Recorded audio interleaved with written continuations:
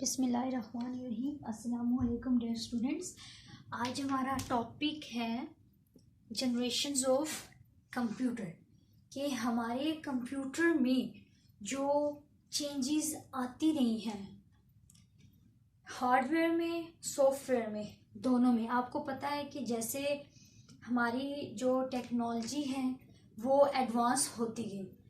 सबसे पहले हमारे इतने बड़े कंप्यूटर्स थे, इस मतलब एक रूम से भी बड़े कंप्यूटर्स होते थे और देन उनको एडवांसमेंट आते आते चेंजेस होती गई सॉफ्टवेयर में हार्डवेयर में, और वो करते करते करते इतना छोटा एंड्रॉयड बन गए कि इंसान जो है वो उस इतने बड़े ह्यूज कंप्यूटर्स को ऑपरेट करने के लिए भी बंदे चाहिए होते थे उसी हिसाब से। तो अब देखें एंड्रॉयड या ऐसा कोई भी लैपटॉप देख लें, मिनी कंप्यूटर्स देख लें, माइक्रो कंप्यूटर्स देख लें, उनके लिए एक ही बंदा जो है वो काफ़ी होता है ऑपरेट करने के लिए। इसी तरह हमारी फर्स्ट जनरेशन में चेंजिंग आई, सेकंड से सेकंड में थर्ड, फिर थर्ड में चेंजिंग आई फोर्थ में जाके अब हम फिफ्थ जनरेशन में हैं। तो मैं आपको बताऊंगी कि जो हमारी जनरेशन्स हैं वो चेंज होते होते कहाँ तक पहुँच चुकी हैं।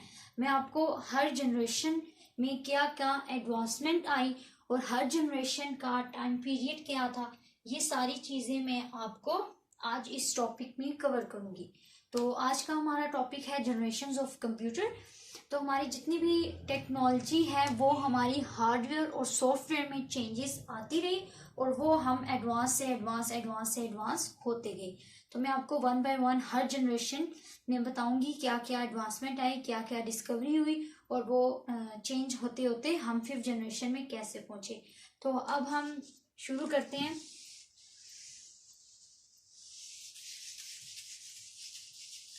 सबसे पहले हम आते हैं फर्स्ट जनरेशन में। जब हमारी कंप्यूटर डिस्कवरी हुई और हम फर्स्ट जनरेशन में थे तो उस टाइम क्या हुआ। सबसे पहले हमारे पास आ जाएगा फर्स्ट जनरेशन। फर्स्ट जनरेशन का जो टाइम पीरियड था वो था 1940 से लेकर 1956 तक। ये हमारा टाइम पीरियड था। हमने 40 से लेकर 56 तक क्या क्या एडवांसमेंट हुई हमारी इस जनरेशन में, और ये टाइम पीरियड हमारा कहलाता है first generation.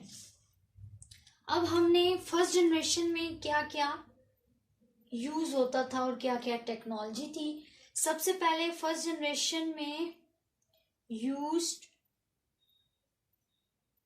Vacuum tubes. First generation में बहुत बड़ी बड़ी वैक्यूम ट्यूब्स यूज होती थी प्रोसेसिंग के लिए। अब आपको पता है चिप्स यूज होती हैं, लेकिन फर्स्ट जनरेशन में प्रोसेसिंग के लिए वैक्यूम ट्यूब्स यूज होती थी, या फिर हमारे पास मैग्नेटिक ड्रम्स यूज होते थे फॉर मेमोरी। हमें मेमोरी के लिए, अब आपको पता है जैसे यूएसबी है वो मेमोरी स्टोर करने के लिए, या रैम रोम है वो स्टोरेज के लिए है, तो उस टाइम वैक्यूम ट्यूब्स यूज होते थे प्रोसेसिंग के लिए, और बड़े बड़े ड्रम्स मैग्नेटिक ड्रम्स यूज होते थे अगर आपने मेमोरी को स्टोर करना होता तो। नंबर 2 पॉइंट,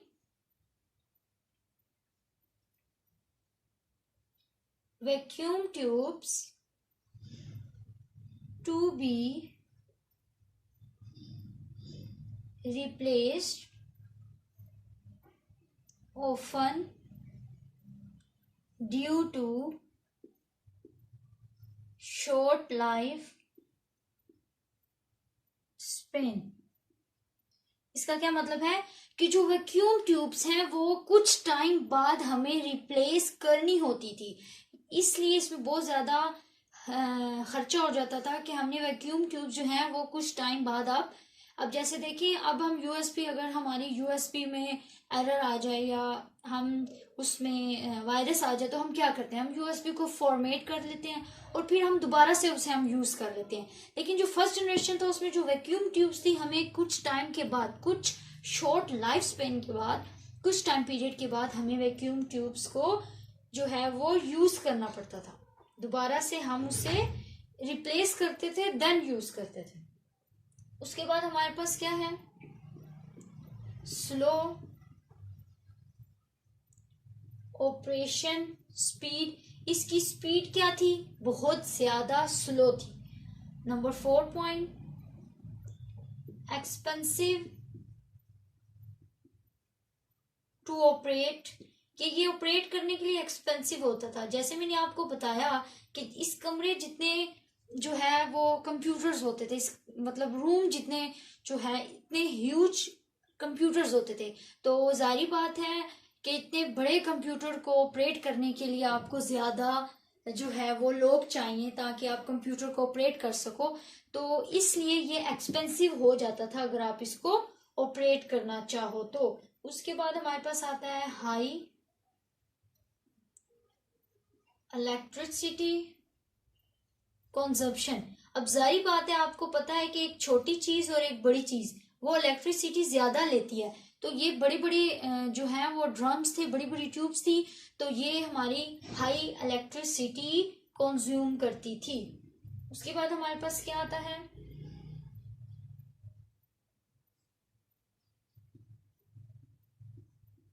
जो हमारे इनपुट्स थे, जो हम उन्हें इनपुट्स देते थे, इनपुट्स आर बेस्ड ऑन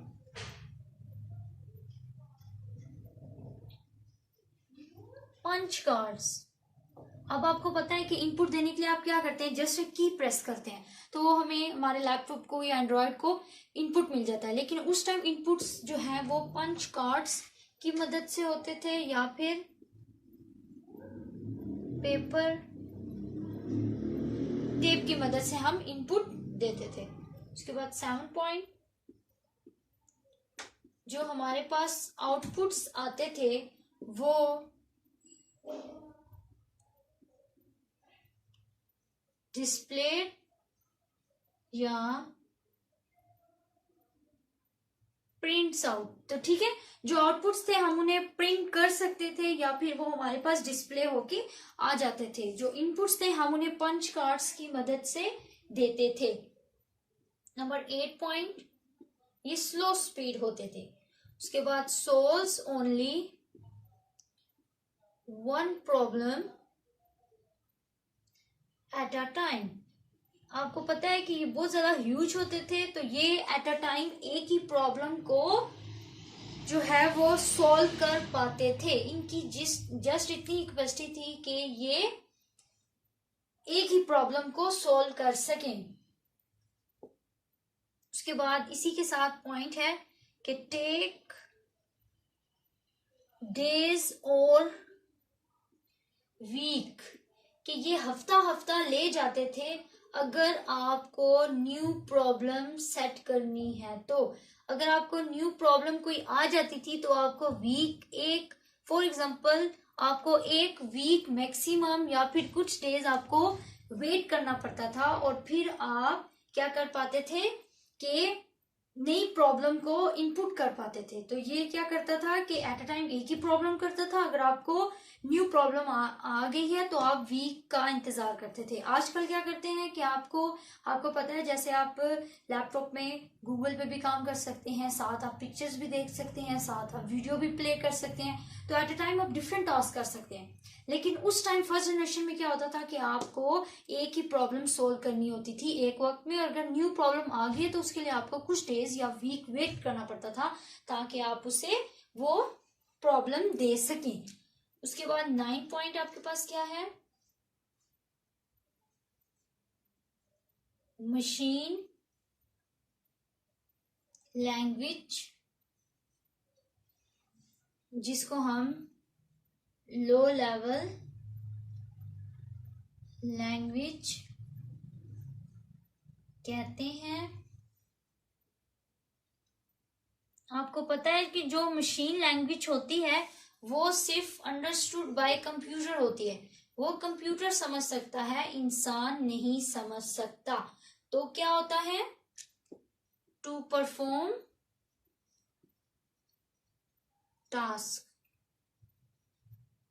तो क्या होता है कि अगर आपने उसको इंस्ट्रक्शंस देनी है तो जाहिर बात है कंप्यूटर कोई ना कोई लैंग्वेज ही समझ सकता है, तो वहां पे मशीन लैंग्वेज समझता था और मशीन लैंग्वेज जो है वो कंप्यूटर अंडरस्टूड कर सकता है, ह्यूमंस जो है इंसान है वो अंडरस्टूड नहीं कर सकते। ठीक हो गया। इसकी कुछ एग्जांपल्स हैं हमारे पास, मैं आपको करवाती हूँ।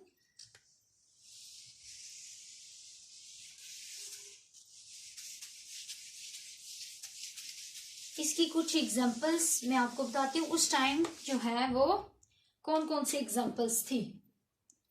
फर्स्ट जनरेशन की एग्जांपल्स हमारे पास आती हैं यूनिवर्स, ठीक हो गया, या फिर ENIVAC एनिवर्स, या फिर EDVAC, या फिर EDSAC। तो ये आपके पास एग्जांपल्स आए। अच्छा, यूनिवर्स से क्या बनता है? यू से क्या बनता है? यूनिवर्सल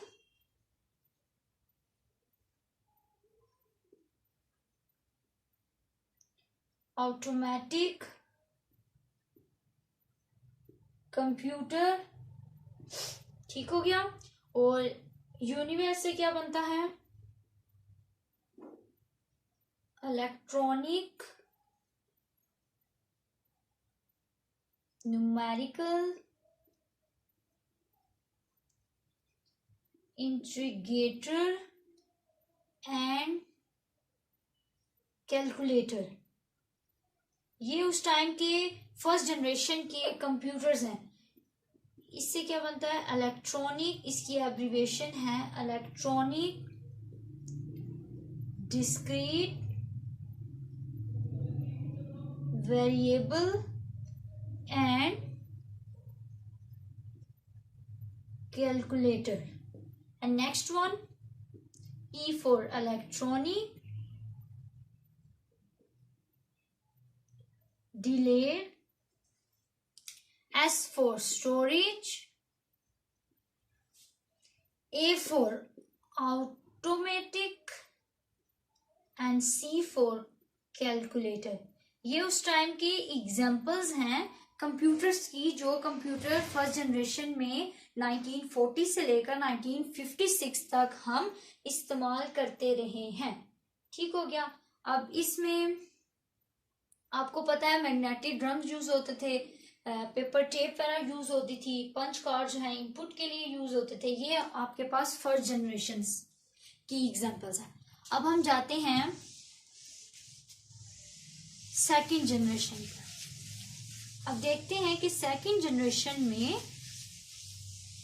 क्या एडवांसमेंट आई फर्स्ट जनरेशन के बाद। सेकंड जनरेशन का जो टाइम पीरियड था 1956 से 1963 तक, ये आपका टाइम पीरियड है सेकंड जनरेशन का। सेकंड जनरेशन में क्या यूज होते थे? Used transistors. पहले में पंच कार्ड्स यूज होते थे, वैक्यूम ट्यूब्स यूज होते थे। इसमें हम क्या करते थे? ट्रांजिस्टर्स यूज होते थे वैक्यूम ट्यूब्स के अलावा। अच्छा, ट्रांजिस्टर्स क्या होता है? ट्रांजिस्टर्स जो है ये स्मॉल कंपोनेंट ऑफ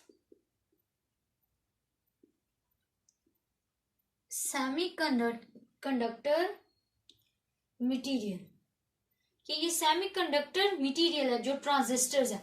पिछले वाली जो फर्स्ट जनरेशन थी उसमें हम वैक्यूम ट्यूब यूज करते थे, इसमें हम ट्रांजिस्टर्स यूज करते थे। नेक्स्ट पॉइंट क्या है हमारे पास? सुपीरियर टू वैक्यूम ट्यूब, ये वैक्यूम ट्यूब से सुपर है। ठीक हो गया। Next point, heat problem minimise. इसमें जो वो कंप्यूटर्स हैं अगर वो हीट अप हो जाते थे तो ये प्रॉब्लम को मिनिमाइज करते थे, इसमें कम हीट अप होते थे। उसके बाद क्या है? Next point, allowed computers to become smaller. वो बहुत ज्यादा ह्यूज थे, ये उससे स्मॉल थे। फर्स्ट जनरेशन जो है वो स्मॉल थे। उसके बाद कंपैरेटिवली फास्टर, थोड़े से फास्ट थे as compare to vacuum tube. Cheaper थे, मोर एनर्जी एफिशिएंट थे, ठीक हो गया, and more reliable than first generation. ये थोड़े से रिलायबल थे as compare to first generation. More efficient भी थे, स्मॉलर थे as compare to first generation, ठीक हो गया। उसके बाद नेक्स्ट पॉइंट क्या है, उसमें हमारे पास हाई लेवल लैंग्वेज यूज होती थी, इसमें भी हमारे पास हाई लेवल लैंग्वेजेस यूज होती हैं, जैसे कि कोबोल या फिर फोर्ट्रेन, ये सारी इसमें होती थी। कोबोल का मतलब क्या होता है? कोबोल का मतलब क्या होता है? कॉमन बिजनेस ओरिएंटेड लैंग्वेज, ये कोबोल का एब्रिविएशन है। अच्छा, फोर्ट्रेन क्या होता है? फॉर्मूला ट्रांसलेशन, ठीक हो गया, फॉर्मूला ट्रांसलेशन। तो ये इसके एब्रिविएशंस हैं। नेक्स्ट हमारे पास क्या है point, magnetic disk were developed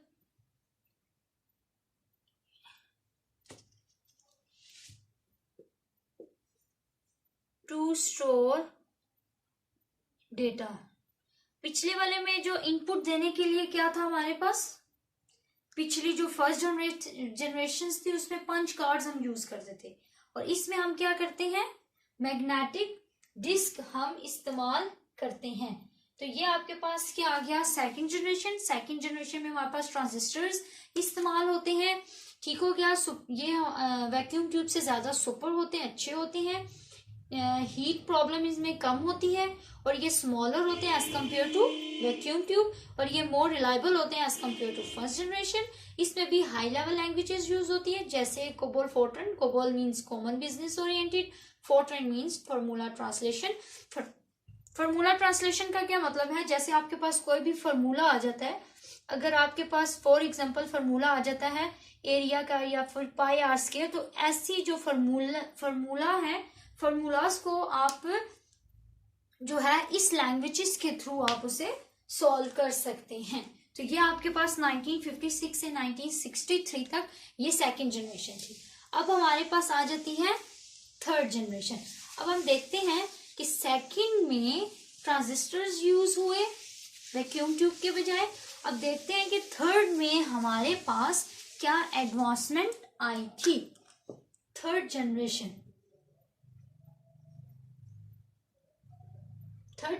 का जो टाइम पीरियड है वो 1964 से 1971 का टाइम पीरियड है। इसमें हमारे पास क्या क्या पॉइंट्स हैं देखते हैं। इसमें क्या यूज हुआ, यूज आईसी का क्या मतलब है, इंटीग्रेटेड सर्किट्स। इसमें हमारे पास सर्किट्स इस्तेमाल हुए इंस्टेड ऑफ ट्रांजिस्टर्स, ठीक हो गया। आईसी, अब आईसी क्या होती है, आईसी हमारे पास चिप होती है, इसको हम चिप भी कहते हैं या फिर इसको हम माइक्रो चिप भी कहते हैं, क्योंकि छोटी सी चिप होती है, इसलिए हम इसे ये चिप भी कहते हैं, माइक्रो चिप्स भी कहते हैं। तो ये इंटीग्रेटेड सर्किट जो है वो चिप है। ठीक हो गया। अगर मैं आईसी की डेफिनेशन लिखूं तो क्या होगा, आईसी की set of electronic circuits on one small flat piece या फिर और chip of semiconductor material। कौन सा मटेरियल है, जैसे सिलिकॉन, तो उस चिप्स के ऊपर जो है वो सिलिकॉन मटेरियल होता था। ठीक है, सिलिकॉन से बनी होती थी। तो ये आपके पास क्या है, आईसी। ठीक हो गया, चिप है हमारे पास। अब जो कंप्यूटर्स हैं क्या थे, स्मॉलर थे एंड चीपर थे। ठीक हो गया, स्मॉलर थे, छोटे थे, और चीपर थे देन प्रीडिसर्स। ठीक हो गया, ये चीपर थे और स्मॉलर्स थे। अब जो हमारे पास, आपको पता है पहले वाले में, फर्स्ट जनरेशन में हम पंच कार्ड यूज करते थे। जो सेकंड जनरेशन थी उसमें हमने मैग्नेटिक जो है वो यूज करना शुरू किए। जो थर्ड जनरेशन है इसमें हम इनपुट के लिए कीबोर्ड यूज करते हैं। ठीक हो गया, कीबोर्ड यूज करते हैं, मॉनिटर यूज करते हैं, मॉनिटर जिनका ऑपरेटिंग सिस्टम होता है। ठीक हो गया। और नेक्स्ट पॉइंट क्या है कि रन डिफरेंट एप्लीकेशन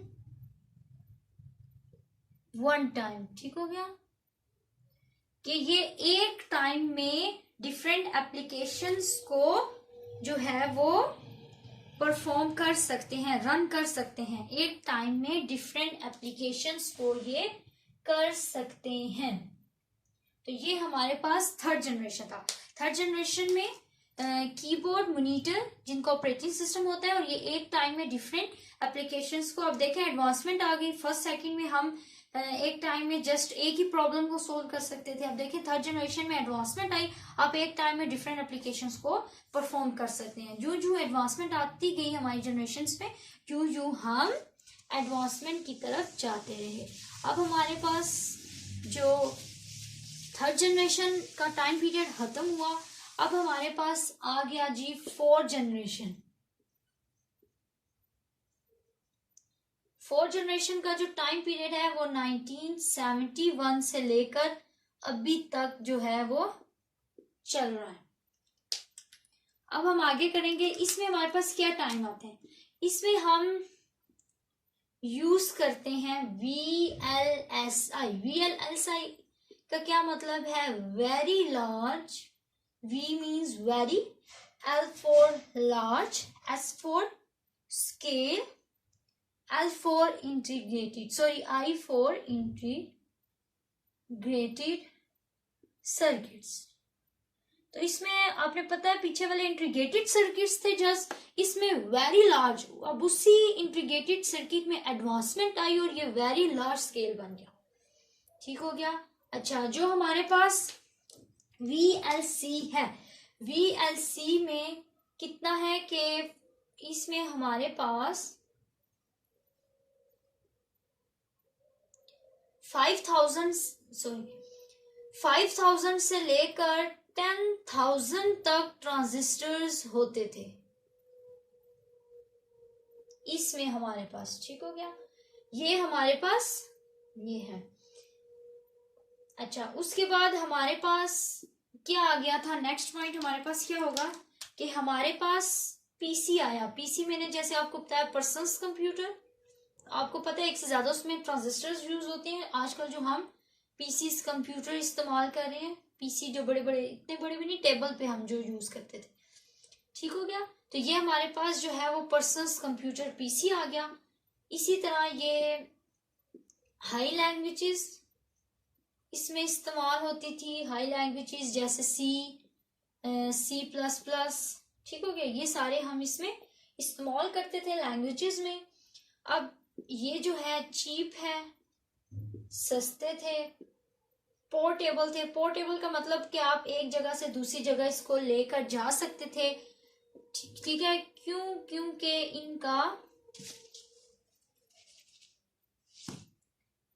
क्योंकि इनका स्मॉल साइज होता था, ठीक हो गया, और ये रिलायबल थे, ये मोर रिलायबल थे एज प्रीवियस। जितने भी प्रीवियस गुजरे हैं उनमें से ये रिलायबल थे, स्मॉल साइज थे, पोर्टेबल थे, आप एक जगह से दूसरी जगह इन्हें लेकर जा सकते थे, ठीक हो गया। तो ये आपके पास क्या आई थी, 4 जनरेशन। 4 जनरेशन में आपको पता है कि ट्रांजिस्टर्स थे, छोटे छोटे माइक्रो प्रोसेसर्स इस्तेमाल होते थे। ये आपके पास 4 जनरेशन में आपके पास आता है, ठीक हो गया। अब 1971 के बाद जब ये लैंग्वेजेस इस्तेमाल होगी, पहले देखिए ट्रांजिस्टर्स इस्तेमाल होता था, उसके बाद ट्रांजिस्टर्स में आपको पता है कि इंटीग्रेटेड आईसी इस्तेमाल होता था, इंटीग्रेटेड सर्किट।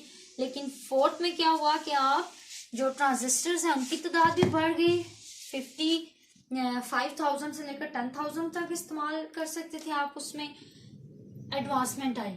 और लास्ट हमारे पास जो 5th जनरेशन आती है, 5th जनरेशन का जो टाइम पीरियड है वो 1980 से लेकर नाउ जो अभी तक हम इस्तेमाल कर रहे हैं। इसमें हमारे पास क्या है, क्या इस्तेमाल होता है। Number 1 point VLSI। VLSI मैंने आपको बताया कि क्या होती थी, वेरी लार्ज स्केल इंटीग्रेटेड, ठीक हो गया। ये क्या बन गया, बिकम्स, ये बन गया ULSI। ULSI means ultra large. पहले क्या था, इंटीग्रेटेड सर्किट, फिर क्या था वेरी लार्ज, फिर क्या था अल्ट्रा लार्ज स्केल इंटीग्रेटेड, ठीक हो गया। ये आप यूज कर रहे हैं अभी। देन क्या है, micro processor chips having 10 million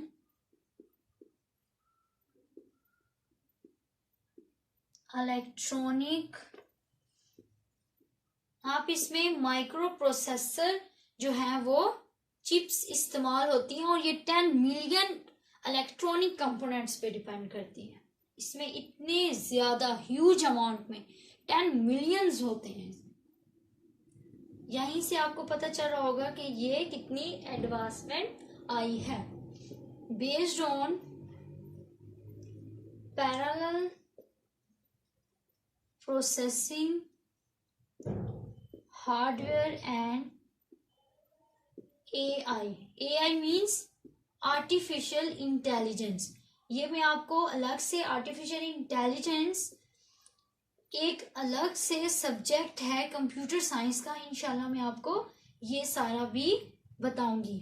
अभी जस्ट आप इतना समझ लें कि आर्टिफिशियल इंटेलिजेंस के इंसान की तरह काम करना, जैसे देखिए रोबोट्स होते हैं, ठीक है, वो इंसान नहीं है लेकिन इंसान की तरह अगर हम उनको इक्वल करें तो नहीं होंगे, पर 99.9% जो है वो इंसान की तरह काम करते हैं, एक्टिविटीज करते हैं रोबोट्स जो हैं। तो वो सारे जो रिपोर्ट्स और वो सारी चीजें हैं वो AI में आती हैं, मीन्स के इंसान की तरह इंटेलिजेंस रखने वाला, ठीक हो गया। तो ये अलग से सब्जेक्ट है, मैं इंशाल्लाह आपको ये भी बताऊंगी। तो AI का अगर मैं एग्जांपल दूं, AI की पहले अगर मैं आपको एग्जांपल दूं तो AI की एग्जांपल क्या होंगी,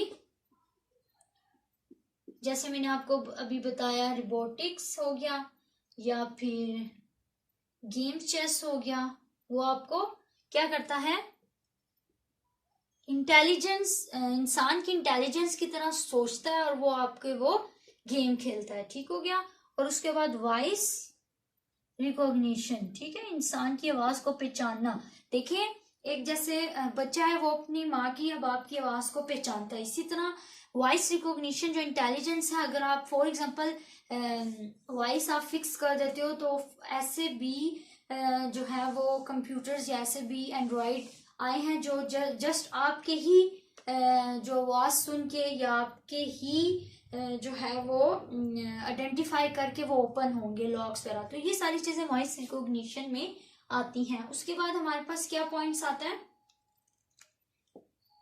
नंबर 4 कि ये हमारे पास मच फास्टर है। Much faster mean very very very fast and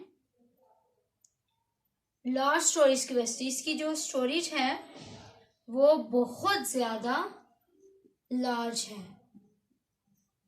ठीक हो गया।